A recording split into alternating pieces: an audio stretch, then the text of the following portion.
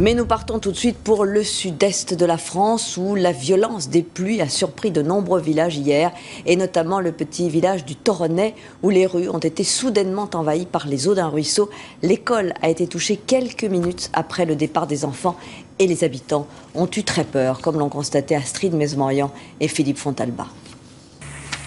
Sur ces images amateurs, le vallon du Toronnais, un petit ruisseau habituellement calme, se transforme en torrent. À 16h45 hier, le ciel s'assombrit brusquement. Une déferlante de pluie et de boue s'abat alors sur le village.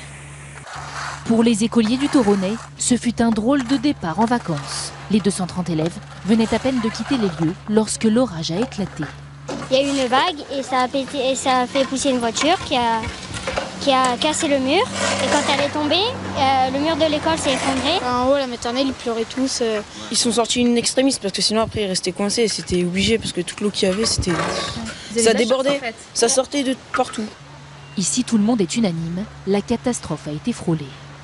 À 10 minutes près, vous imaginez, la vague serait venue au moment où les parents étaient là, les enfants aussi, les cars scolaires. Alors je n'ose même pas imaginer ce qui serait passé. Psychologiquement, je pense qu'on a tous eu très peur et que c'est quand même quelque chose qui est très dur à vivre, quoi. Alors pour effacer les stigmates des mémoires, tout le village s'y met.